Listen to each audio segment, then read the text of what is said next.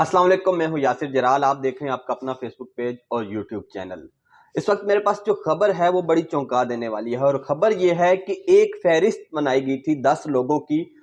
جن کے بارے میں یہ خیال کیا جا رہا تھا کہ ان کو پھانسی چڑھا دیا جائے گا۔ وہ 10 لوگ کون تھے اور یہ فہرست بنانے والا اور بنوانے والے کون تھے، آج کی اس ویڈیو میں سب سے اہم نقطہ جس پر بات کی جائے گی۔ اس کے ساتھ ساتھ آج کی اس ویڈیو میں آپ کو بتاؤں گا کہ جاوید چودھری صاحب نے 2 آرٹیکل اور لکھے ہیں، ایک 9 جنوری کو لکھا اور ایک آج 10 جنوری کو لکھا۔ یہ آرٹیکل انہوں نے لکھے ہیں علیم خان سے ملاقات کے بعد۔ 3 گھنٹے کی ایک ملاقات 4 جنوری کو علیم خان کے ساتھ ان کی ہوئی۔ اس سے پہلے 22 دسمبر 2022 کو ان کی ایک ملاقات ہوئی تھی جنرل باجوہ کے ساتھ، جس کے بعد انہوں نے 5 آرٹیکل لکھے اور 3 جھوٹ بولے۔ اب ان کی ملاقات ہوئی ہے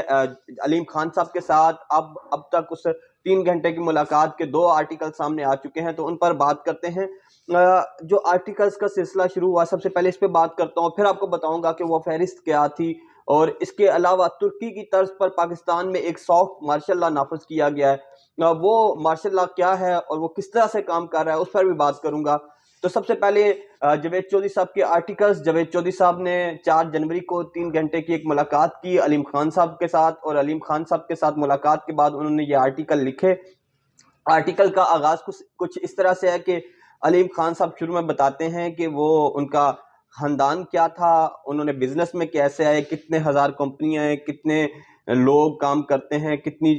44 کمپنیاں ہیں، کتنے ہزار لوگ کام کرتے ہیں، پیسہ کہاں سے آیا، کیسے بنایا۔ اور پھر انہوں نے اپنے سیاسی کریئر کے حوالے سے بات کی کہ وہ پرویز الہی جب 2008 سے پہلے وزیر اعلیٰ پنجاب تھے تو ان کی کیبنٹ میں آئی ٹی کا منسٹر ہے، پھر انہوں نے پرویز الہی کو چھوڑ دیا اور پھر عمران خان کے ساتھ آگے اور عمران خان کے جلسوں دھرنوں کو سپورٹ کرتے رہے۔ پھر انہوں نے یہ بھی بتایا کہ عمران خان کے کس طرح کے اخراجات وہ اور علیم خان جہانگیر ترین مل کے اٹھاتے تھے،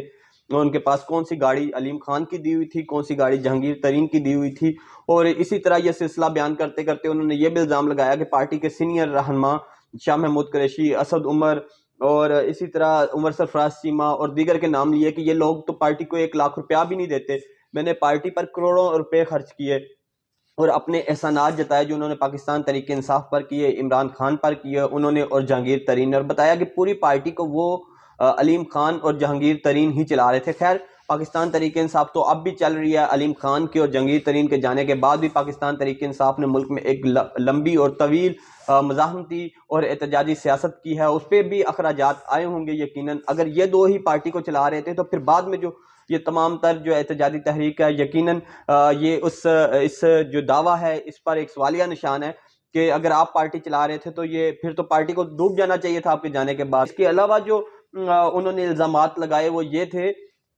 کہ عمران خان 2018 کے الیکشن سے پہلے میرے گھر میں، لاہور والے گھر میں بیٹھ کر انہوں نے اسٹیبلشمنٹ کے ساتھ تمام جو ڈیل ہے وہ طے کی، اور پھر انہوں نے یہ بھی کہا کہ ان سے سوال کیا جاوید چودھری صاحب نے کہ کیا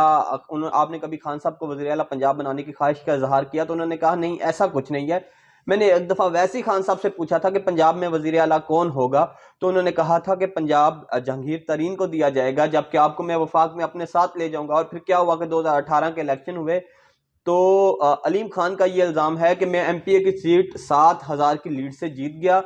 جبکہ MNA کی سیٹ پر مجھے 7,000 کی لیڈ سے ہروا دیا گیا، اور انہوں نے یہ الزام انڈائریکٹلی عمران خان پر لگا دیا کہ انہوں نے ایسا کیا تھا۔ اور پھر انہوں نے کہا کہ کیونکہ اب میں پنجاب میں اکیلا کینڈیڈیٹ رہ گیا اور جہانگیر ترین صاحب تو عدالتی فیصلے کے بعد الیکشن لڑ ہی نہیں سکے، جیت ہی نہیں سکے، تو اب پنجاب میں وزیر اعلیٰ کا واحد امیدوار تھا۔ لیکن جب وزیر اعلیٰ کی امیدوار کے لیے سکروٹنی شروع ہوئی اور باتیں شروع ہوئی تو انہوں نے کہا کہ 3 دن بعد، الیکشن جیتنے کے 3 دن بعد مجھے نیب لاہور نے بلا لی، اور جب تک وزیر اعلیٰ منتخب نہیں ہوا شہزاد سلیم صاحب میری پیشیاں لگاتے رہے، جو DG تھے نیب لاہور کے، انہوں نے میری پیشیاں لگائی رکھی نیب کے دفتر میں۔ تو انہوں نے کہا ایک دن میں اسی طرح شہزاد سلیم کے سامنے اپنی پیشی پر موجود تھا کہ ٹی وی پہ خبر چلی کہ عثمان بزدار صاحب کو وزیر اعلیٰ بنا دیا گیا، اور جب ان کو وزیر اعلیٰ عثمان بزدار کو وزیر اعلیٰ بنایا گیا تو میں نے شہزاد سلیم صاحب سے کہا کہ سر اب تو میری جان چھوڑ دیں، وزیر اعلیٰ لگ گیا ہے۔ تو اس کے بعد انہوں نے الزام لگایا کہ جنرل فیض نے شہزاد سلیم کو یعنی کہ نیب لاہور کو یہ حکم دیا کہ وہ علیم خان کو گرفتار کرے، اور جب تک وزیر اعلیٰ منتخب نہیں ہو جاتا ان کو اپنی کسٹڈی میں رکھے، ان کو اس معاملے میں الجھائے رکھے۔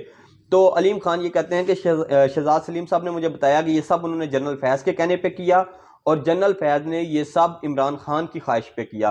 تو اس سے ایک الزام نیب لاہور پہ بھی آتا ہے کہ نیب لاہور کہیں اور سے ہدایات لیتی ہے اور وہ کہیں اور سے آپریٹ ہوتی ہے. اور اس کے علاوہ جنرل فیض صاحب کے جو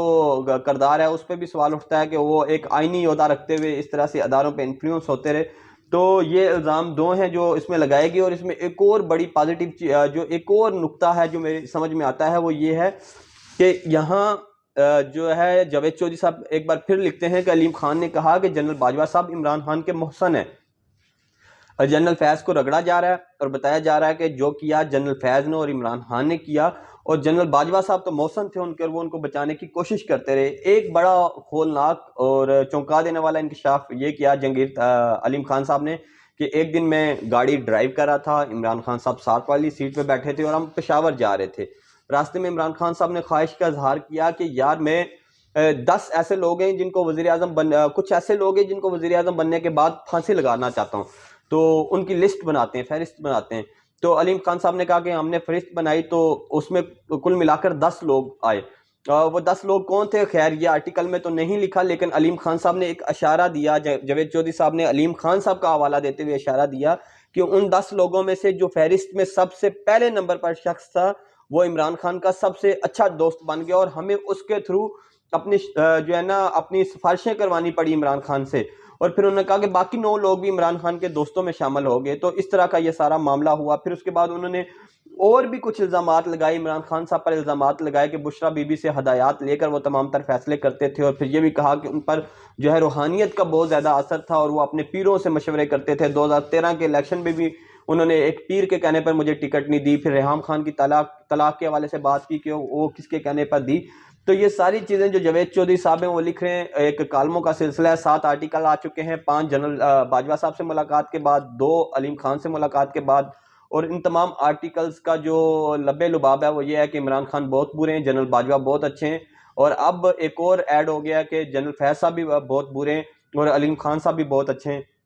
تو یہ تھی وہ ساری کہانی جو جاوید چودھری صاحب نے بیان کی. اب ایک اور نقطہ کہ پاکستان میں ترکی کی طرز پر ایک سافٹ مارشل لا نافذ کیا گیا. شاہد اللہ خان صاحب سینیٹر ہیں,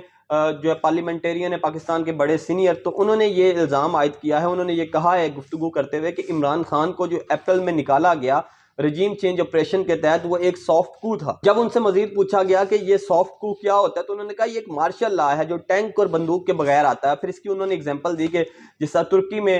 سافٹ کو ہے, پھر اس کے بعد 1993 میں جب نواز شریف کو ہٹایا گیا تو اسی حکمت عملی کے تحت ہٹایا گیا, اور پھر 2017 میں نواز شریف کو اسی حکمت عملی کے تحت ہٹایا گیا, اور اب عمران خان کے ساتھ بھی یہی ہوا ہے. اور انہوں نے کہا کہ یہ اس وقت ملک جو ہے اس میں ایک سافٹ مارشل لا نافذ ہے, بالکل ایسے ہی جیسے کہ ترکی میں نافذ ہے. تو سینئر پارلیمنٹیرین کی طرف سے اس طرح کے بیان سامنے آنا یہ پاکستان کی جمہوریت پر واقعہ ایک سوالیہ نشان ہے. اس وقت علیم خان صاحب بھی بول پڑے, جاوید چودھری صاحب